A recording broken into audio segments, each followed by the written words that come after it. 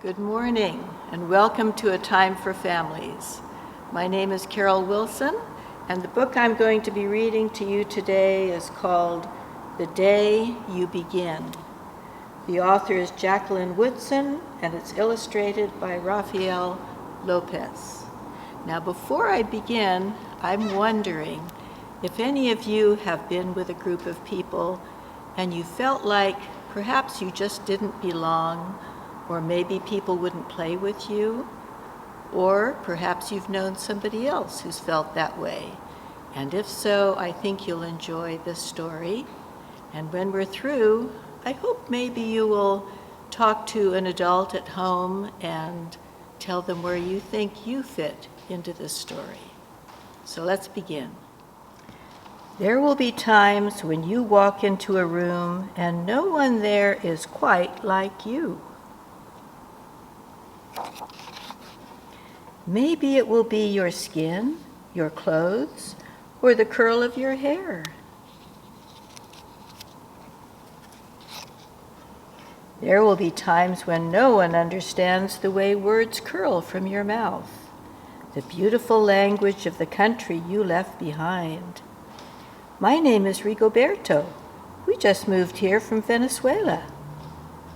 And because they don't understand, the classroom will fill with laughter until the teacher quiets everyone. Rigoberto from Venezuela, your teacher says, so soft and beautifully that your name and homeland sound like flowers blooming the first bright notes of a song.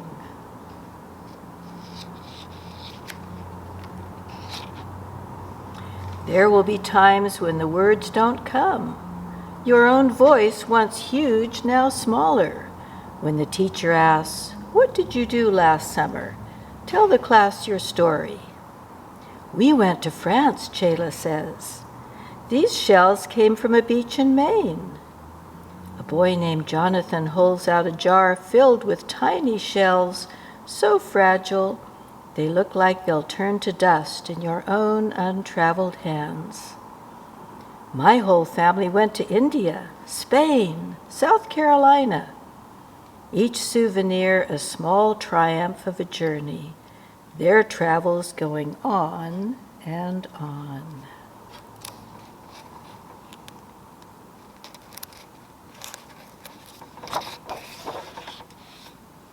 And as you stand in front of that room, you can only remember how the heat waved as it lifted off the curb, and your days spent at home caring for your little sister, who made you laugh out loud and hugged you hard at nap time.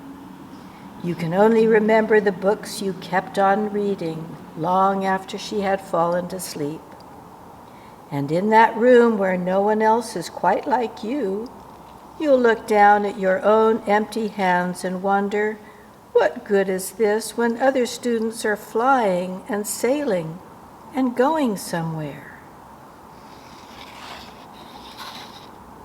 There will be times when the lunch your mother packed for you is too strange or too unfamiliar for others to love as you do.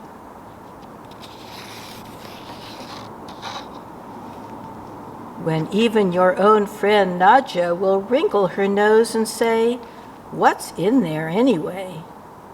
And you'll wonder how she doesn't see the rice beneath the meat and kimchi. You'll wonder why she doesn't remember that rice is the most popular food in the world. There will be times when the climbing bars are too high, the run is too fast and far. The game isn't one you can ever really play. I don't want him on our team. You can watch. Maybe you can have a turn later. There will be times when the world feels like a place that you're standing all the way outside of. And all that stands beside you is your own brave self, steady as steel and ready even though you don't yet know what you're ready for.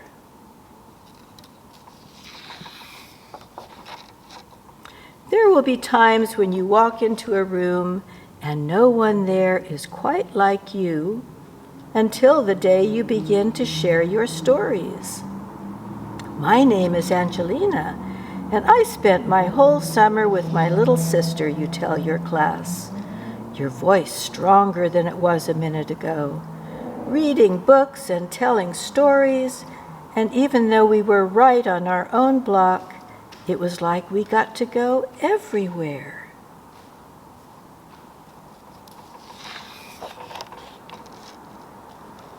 Your name is like my sister's, Rigoberto says.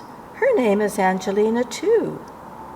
And all at once, in the room where no one else is quite like you, the world opens itself up a little wider to make some space for you. This is the day you begin to find the places inside your laughter and your lunches, your books, your travel, and your stories, where every new friend has something a little like you and something else so fabulously not quite like you at all.